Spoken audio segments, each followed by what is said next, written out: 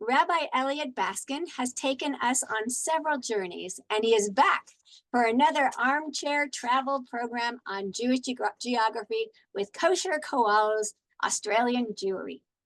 He is a spiritual leader and Jewish globetrotter in Denver who helps build meaning through learning, counseling, and ritual, both in the land of elk and honey, and volunteering for the holidays internationally. Rabbi Baskin brings global Jewish history to life for us, and we can't wait to learn more about his adventures and travels coming up in the next year. Please welcome our favorite traveler, Rabbi Baskin. Thank you so much, Rebecca, and thank you so much, Rachel. It's really an honor to serve, to provide spiritual assistance for the roadside traveler. This is Kosher Dinkum Liberal Judaism Down Under. So let's get a little bit of an orientation for where we are. And here are the koalas. Let me say, truth in advertising, they are not kosher. Neither are any marsupials, such as kangaroos or rats, but they are adorable. So my friends and I like to refer to Jews down under as kosher koalas. Well, where are they? They are in the Antipodes. The Antipodes are the parts of the earth that are diametrically opposite. They are so far away that things are different. In fact, I think it's a little bit going back in time when we talk about down under. To give you some perspective, many of you know I'm from Canada, and yesterday was Canada Day. And Canada, I would say, is one generation behind the American degeneration, sort of going back in time. Australia is one generation behind Canada, and New Zealand is one generation behind Australia. So it's going back to a different time, maybe a simpler time, maybe a more nostalgic time, certainly a more conservative time, but definitely an exciting time. Come with me. Well, you can see it's location, location, location. And Australia is right in the middle of the world with this special holodier projection correcting us for that north-centric orientation that we normally get. But you can see where we are over here, I can't even point, and where England is, how far away it is. In fact, when I had the pulpit there for the high holidays, my mother said, "You've gone the furthest in the world to get away from me."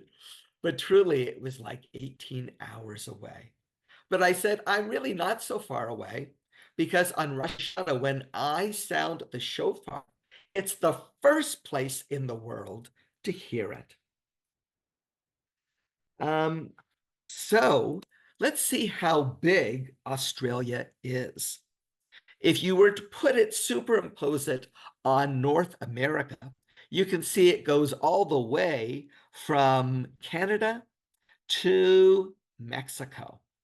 And it is so far and so vast that Perth on the west coast is closer to Singapore than it is to Sydney. So it is a huge country. To give you a sense of the major cities and where the Jewish communities are, they are mostly the state capitals. And as you can see, they're all on the coast. Why, of course? Because that's where settlement first happened, on the coast. And the coast is really everything. Because when you talk about the community, you don't want to give a ship about anything because this is a community founded by ships. So I was given an opportunity to go down. And I was in rabbinic school in Cincinnati. And I got a note saying, is anyone interested in going down to Auckland, New Zealand for the summer and through the high holidays? I said, that sounds interesting. But of course, it wasn't summer, it was winter. And this would be an adventure of a lifetime. I said I wanted to hop on to it and to enjoy the ride. Now, on the way to New Zealand, I stopped off in Australia. I went to Sydney, Melbourne, and Brisbane as a way of meeting the colleagues that would be there, because I was the only student liberal rabbi in the entire country of New Zealand. So I wanted to find out what life was going to be like and who my colleagues were that I could turn to for professional support.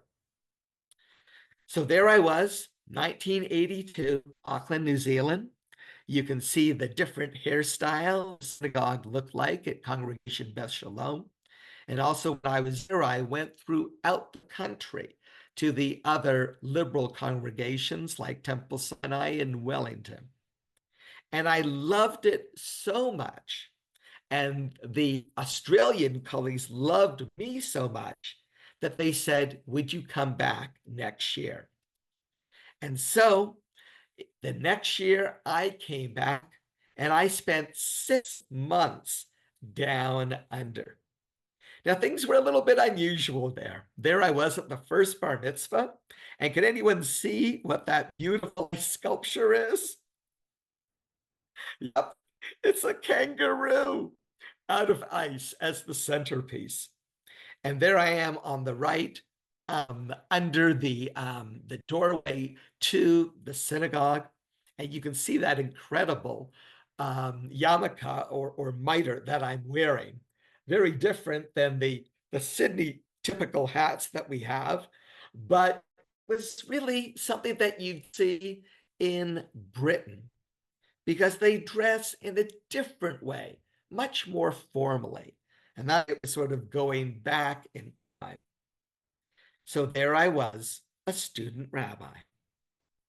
And I wanted to learn about the population. People ask how many people are in Australia. So there's about 25 million or so, smaller than Canada. And Jews make up about 0.5% of the population. Guesstimates anywhere between 100,000 and 125,000 Jews.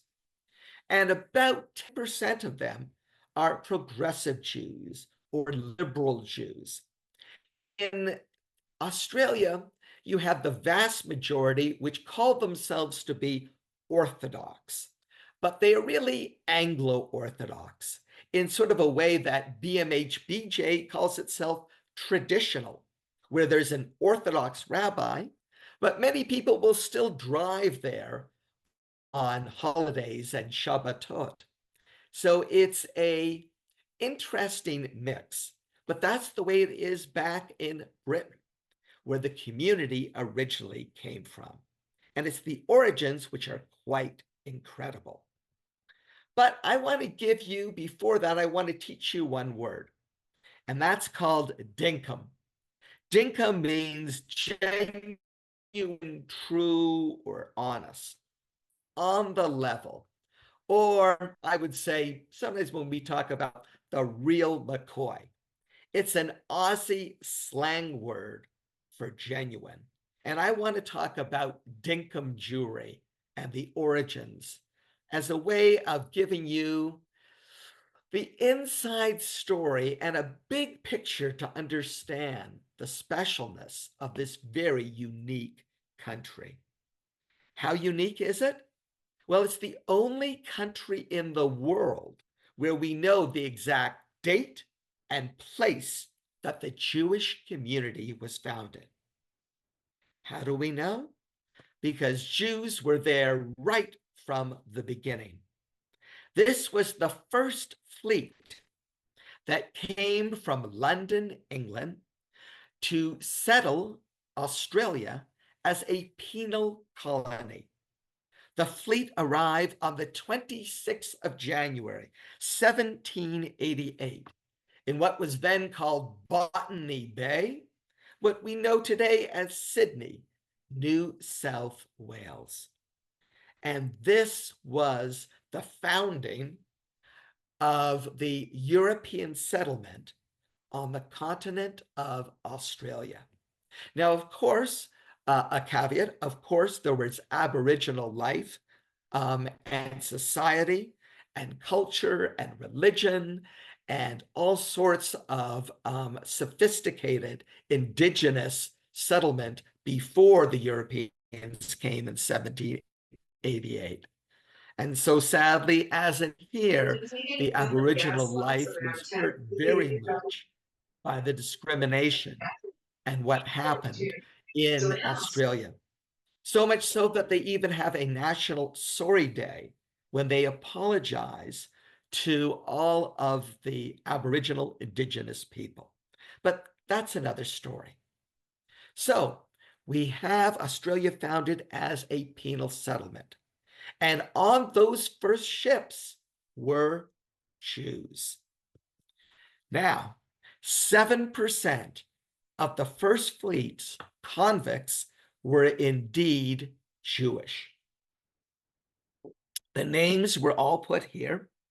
And the question was, what sort of convicts were put on ships to be exiled to the Antipodes and probably never again to come back to their homeland of England?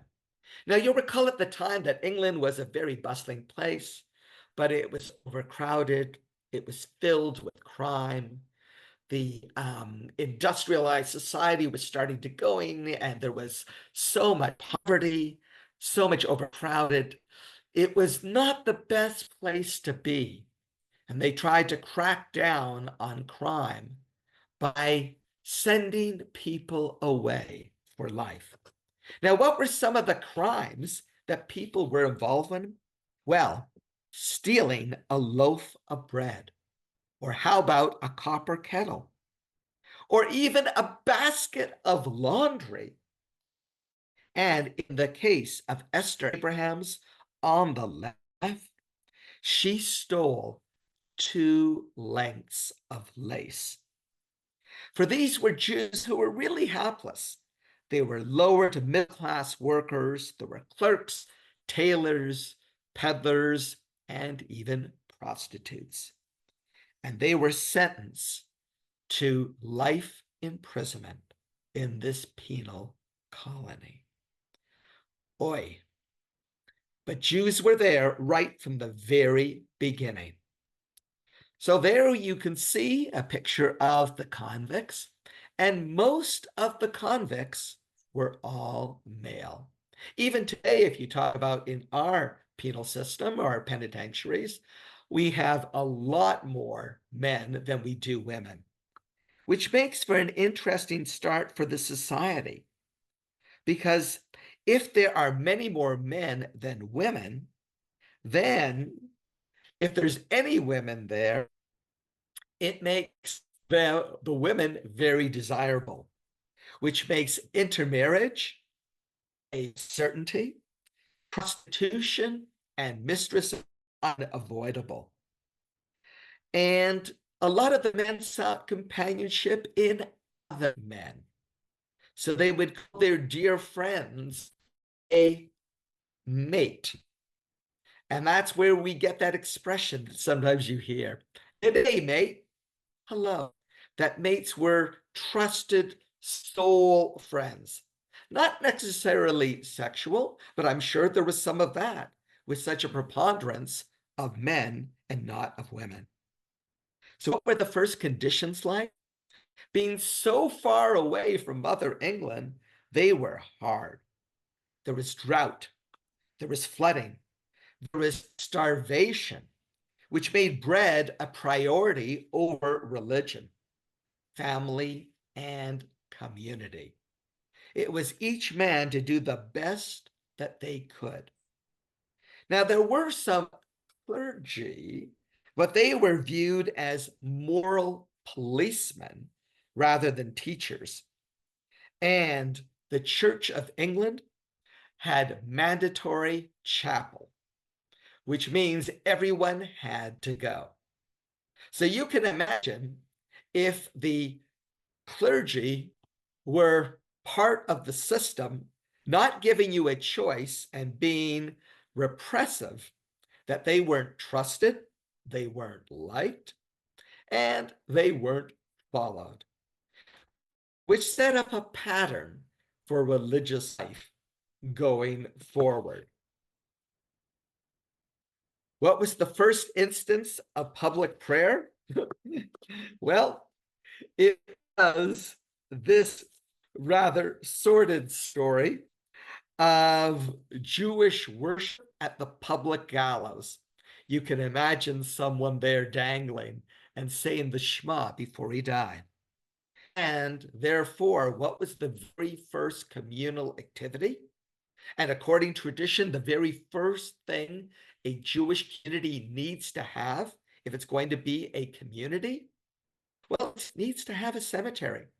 That's before having a synagogue, before having a school, because if someone dies, they must be buried. And so in 1820, 5 Jewish convicts were buried. Now, here we have one of the oldest synagogues, which is still extant. It's built in the Egyptian Revival style. It's in Hobart, Tasmania. And it was money donated by a former convict in the mid-19th century. Of course, they had different questions for the chief rabbi, and they would write these letters to London. And the question was, and what do you think? Should Jews be counted in a minyan? What do you think? Yes or no? And the summary, Rebecca? Okay. And now the question is, should convicts be given an aliyah? What do you think? Yes or no? So Rabbi Baskin, I can't actually see anybody like you can't. So if you think so, put it in the chat. But while we're in Tasmania, we actually there is a question, and you may just cover it. Is there a large Jewish population in Tasmania? This bill says, I know there were numerous Jews there in the mid to late 19th century. So that's one tidbit. And then Cleela wrote a couple of things, going back to one of your earlier slides. Indigenous Aboriginal people called it Invasion Day. And also, she says, when the Jewish convicts came, Esther Abrahams became the mistress of the first governor general. So we have a little more history in the chat. Oh boy, that is wonderful history. The first mistress. Wow. Thank you for sharing. So there are very few Jews in Tasmania today, which is really one of the most isolated places. It's kind of like their Alaska, a tiny community of maybe a couple of hundred Jews, but it is a liberal congregation. I once volunteered, asked to see whether I could go there for the high holidays, but they never got back to me. But one of the intriguing things, if you look on the right of the screen, do you see those numbers there? It says 116 and 117. They had numbered seats reserved for convicts. And the convicts were able to leave prison on the Sabbath and come to synagogue. So that's something very progressive that they had. Did I answer those questions? I think so. Yes, thank you. So Let me talk about the pattern of settlement, which really was established in those early days. And that was immigration, because no one was born there, except, of course, for the indigenous people. And the first waves of immigration were the British. Those were the penal prisoners and the taskmasters. Then Germans came in the mid 1800s.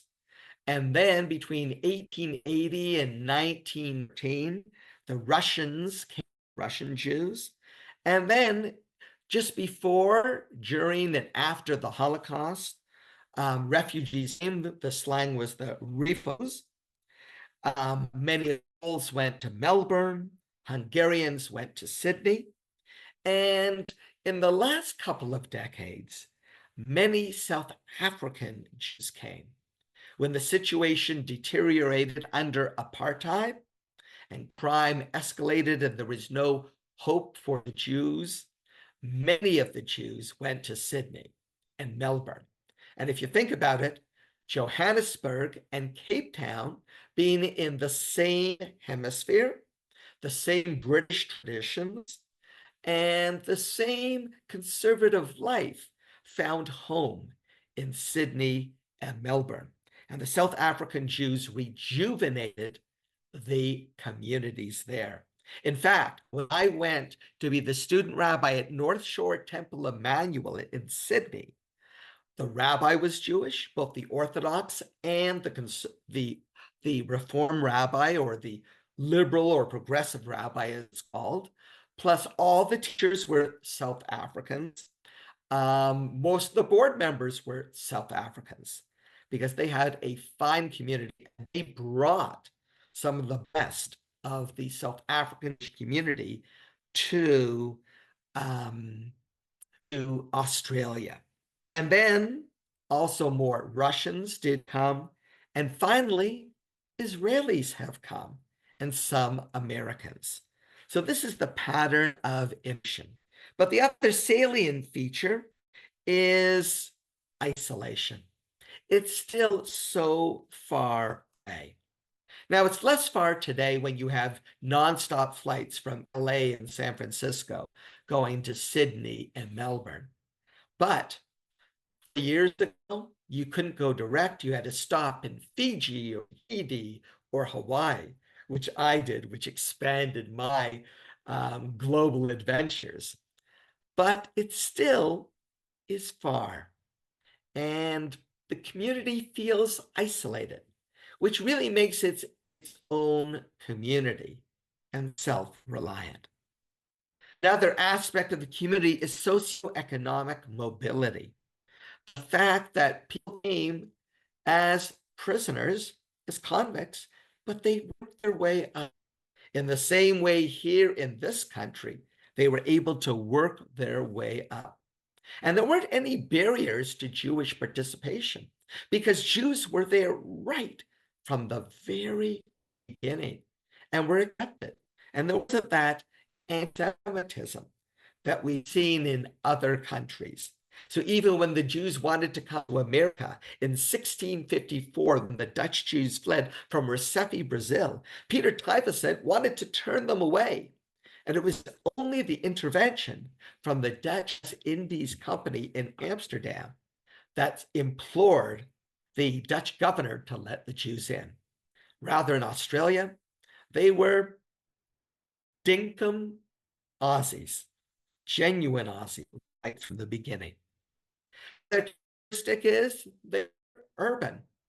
Mostly the communities are in Sydney and Melbourne, 40,000 each, and then in the other state capitals. And finally, the communities are conservative. They don't like change. They're kind of like Britain, or more like Canada, more conservative in nature, as opposed to in America, I love and embrace change. Because so it's a society where people are very comfortable, where they are, the people they know, and the customs that they have. And if you look on the $100 note, you'll see the face of, or the punim of a Jewish man. And that is Sir John Monash, who was a great general during the First World War. Such so that the commander of the British forces called Monash the greatest general in the Commonwealth. And when Britain was attacked, Australia and New Zealand, and of course Canada and Newfoundland and the other colonies all sent soldiers. And proportionately, they lost more people during the First and the Second War than many other countries. And the Jews served too, because they were very loyal to the crown. So if you go to Australia, in Melbourne, there's Monash University, one of the great universities. And it's so intriguing because there are two heads of state. The Governor General represents the Queen in Australia, as the same thing, of course, in New Zealand and Canada. And of course, today it's representing the King, King Charles the third. And one of the Governor Generals in 1931, the first Governor General who was born in Australia was a Jew, the highest honor in the country to be the head of state. And then later, time I was there, Sir Zalman Cohen was also a Governor General.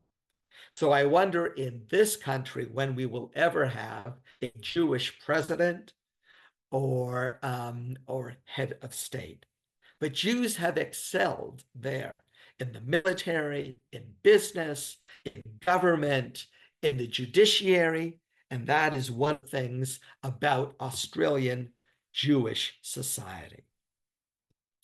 Now, you can see this is a communal celebration. 10,000 people come to this Hanukkah celebration. It's in Melbourne. And what's interesting, of course, is the holidays are all upside down in the sense that Hanukkah is in the summer. And traditionally, people go to the beach and they grill out there. So it's a very different experience than the sort of the cold, the darkest time of the year that we light our menorah. There, it's the longest days of the year, but they are still very tied to the land of Israel, as Zionism is very important and connected in Australia. So there was that Anglo-Orthodox community, and in the 1930s, Ada Phillips from Melbourne, went to London to meet with Lily Montagu. Lily Montagu is an amazing person. She is really the founder or the empire builder of liberal Judaism or progressive Judaism throughout the British Commonwealth.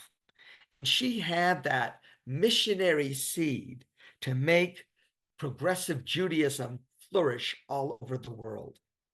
Well, in Australia, Ada Phillips had a daughter-in-law who wanted to convert to Judaism, to get married, and the traditional authorities made it very, very difficult. So she went to Lily Montagu and she said, "What can we do? Let's found a liberal community."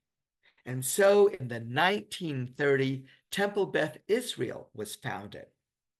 And this was a different option. It was a way of making Judaism relevant because many Jews down there nominally belonged to synagogue, but would never go. There wasn't really a sermon.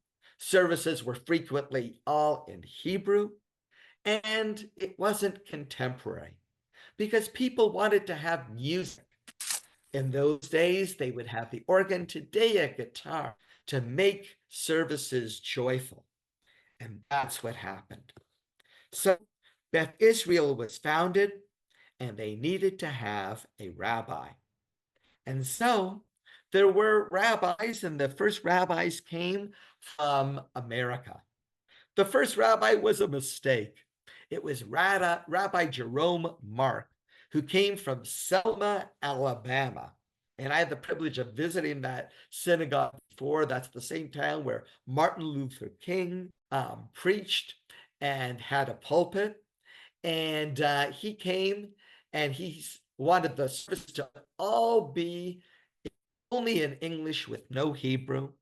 He said people didn't need to wear any hats or yarmulkes. He said people, he extolled the virtues of eating mussels and ham. And when he visited the great synagogue, he would take his cigar on Shabbat and stub it out on the steps leading up. Needless to say, first attempts at reform failed miserably. It did a little bit better when the next two rabbis, who were of Canadian origin, went down, because they could better understand. But it wasn't till the arrival of Dr. Hermann Sanger from Berlin in 1936 that Jewish life took off. Because he was someone who said, keep your hats on. We want to embrace some Hebrew.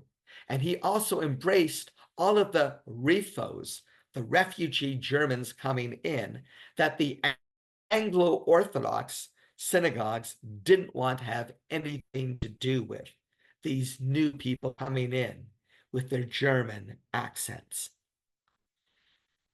So progressive Judaism really took off when there were rabbis that were born in Australia, much like John Levi, who wrote the classic book, Australian Genesis, and became the Order of Australia, and also served as my thesis advisor for my thesis called Dinkum Liberal, the Development of Progressive Judaism in Australia.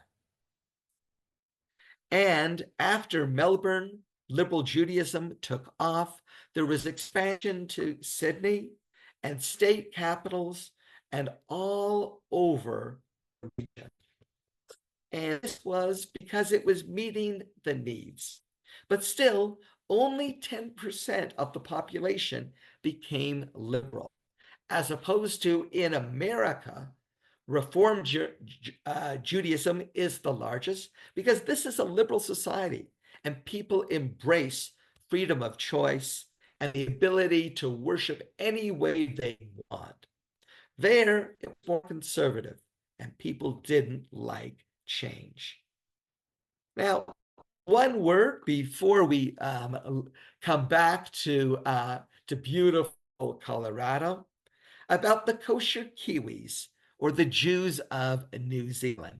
Because many people who take a trip down there, as I did 25 years after my serving as a student rabbi, I had a cruise gig going from Sydney to Auckland. And it was interesting enough, they had me down for Christmas because they said it wasn't for Hanukkah. They said the Jews would feel lonely on Christmas Day. So we had the traditional on the ship, the Jewish reception, 100 people. We had Chinese food, and we talked about what we do on Christmas Day back home. So in New Zealand, there are Jews in New Zealand as well. It's a country which has 5 million people, 5,000 Jews, but 90 million sheep. It's even more isolated back in time. But the first Jews who arrived there were traders from Britain in the 1830s, and then a big influx in the 1860s with the gold rush. So the origins of the two societies are totally different. If you'll think about convicts and people who don't like rules and people who are rough around the edges, those are Australians. New Zealanders were much more genteel. They were merchants who came, and their society were very different. The synagogues were established in 1868 and 1870, and both Auckland and Wellington have the largest number of Jews, about 2,000 each. Then there is a Jewish community in Christchurch, where there was the devastating earthquake, and sadly there was the massacre at the mosque in Christchurch. But the Jewish community there is not called the Christchurch Hebrew congregation, because can you imagine telling your mother, I'm the rabbi of Christchurch? Rather, it's called the Canterbury Hebrew congregation, named for the county. So it's a lovely place, but a very distinct Jewish community, but also feels the isolation. There are communities through the Union of Progressive Judaism throughout the region, everywhere from southern and eastern Asia, out the continent, and many of the smaller communities are now affiliating with Progressive Judaism because they have to reach out to intermarried families, and there the intermarriage rate is about 50% because it's a small community, and the communities there need to reach out to embrace everyone if there is going to be a community. And people are way out in the suburbs and they have to drive. And so that's why the smaller communities are typically liberal communities, as you can see here. So what are about the communities in Australia? Well, they're warm and welcoming. There's zillions of day schools, and they have perhaps one of the highest rate of sending their children to day school, which makes a very Jewishly educated and a very Zionist community. They have fabulous youth groups and camps for the summer, but they all have challenges, financial things, and it's hard. There's still animosity between the liberals and the Anglo-Orthodox. A very small conservative movement is beginning to grow. Chabad is very large there. It went right from the beginning, and many of the traditional synagogues are now led by Chabad leaders who have that traditional but outreach push, but the services all in Hebrew, and it's a community that doesn't necessarily relate to the contemporary Jews today. So there's many people who are affiliated. So that's some of the challenges and the success of the communities. If you want to read more, I recommend Australian Genesis by John Levi, a fabulous book. There is also the history of the Beth Israel Temple in Melbourne, and it happens to be a rendition of my thesis, my book, which took 20 years to publish with the Australian Jewish Historical Society, but that certainly has more information and more information about liberal Judaism in general, reform, the response to modernity by Michael Meyer are all recommended. So I wanted to save a little time for questions, and we can have Rebecca field those questions on anything that we have shared before. Well, And let me stop. thank you. And Yeah, go my ahead.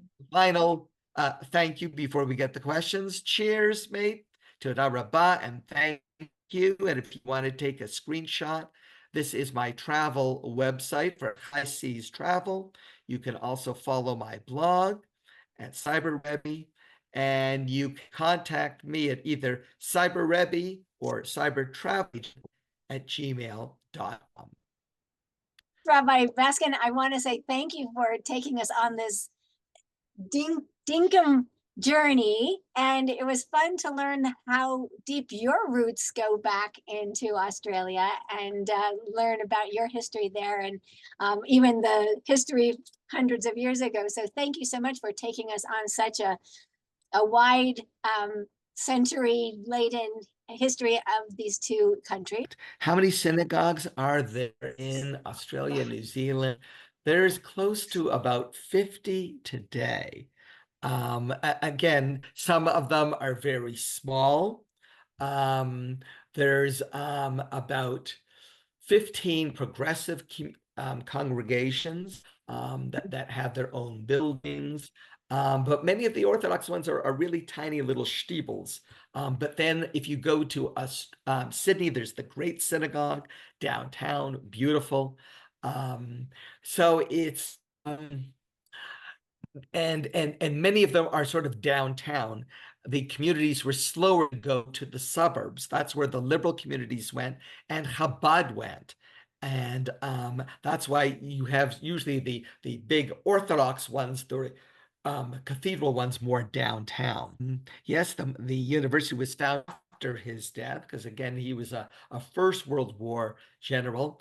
And I think a little bit about the pride of the Jewish community to have a Jewish general, in the same way that we have Rose Hospital, founded in memory of Manny, who's one of the first Jewish generals in the American military. And Melbourne really has the strongest and the largest of the Jewish communities. And it's also because that's when the gorge kicked in the 1850s, and the community grew 10 times in just a very short time once gold was discovered. And did the Jews make their money from the gold? No.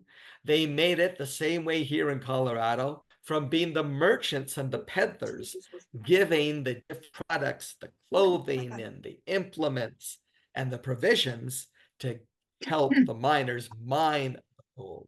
Because that's where the money was, with the merchants. And then the later generations became the doctors and the lawyers and the teachers, just like here in our society. It is so vast that while I've been to all of the communities, I never made it to Perth, because Perth was so far away. You really can't drive there because you're going through the outback, which is so desolate. This beautiful but desert area, and it's very expensive to fly. So and they are really isolated, but it's a beautiful place. And as I mentioned before, it's closer to to Singapore, than indeed it is to Sydney. So that theme of isolation makes it tough. And that's why people have to be self-reliant. And they're either very involved in the synagogue, or they couldn't give a hoot and they don't belong at all. And that's part of the challenge, because the society there is a very religious society, as opposed to just much more the buckle on the Bible Belt. Here in this country, many more people belong to churches and synagogues and mosques, although not here in Colorado, where people are more spiritual than religious. So in one sense, it is a little bit more like Colorado than it would be like the American South, where people all belong to synagogues and things like that. When we drove through the outback going from Sydney to Melbourne, there were all signs saying, watch out for kangaroos. And people would have big grids on their cars, because if it would be like here, if you hit a deer, it could wreck your car. And of course, a deer's life, but the same thing there with kangaroo. Absolutely can destroy your vehicle. So going through the outback is literally quite the trek. and can be very dangerous. Tasmania was originally the biggest congregation, but soon after, gold was found in Victoria in the Melbourne area, and everyone, including the Jews, left Hobart. Yeah. And again, there's a handful left because it's a beautiful place. But again, it's and when we were there on the cruise, a member of the Jewish community was there to open the synagogue and tell their story. And that was really fun. But it's just sad when you have these beautiful buildings, and then how do you support them when the community is mostly gone? So that's kind of the challenge about these smaller communities. Um, of very dedicated individuals. And again, just like we've seen here, people go to the bigger cities, that urbanization. And so the big communities are growing. And the Australian Jewish community is still growing because people are still coming from England, South Africa, and some Americans are coming because it's a lovely place to be if you can deal with the isolation. But with the internet and the nonstop flights, it's certainly more connected today than it's ever been. And we can sign off with your Sydney, Australia hat. So thank you, Rabbi Baskin, for sharing your incredible zest for travel and making it fine-tuned for us and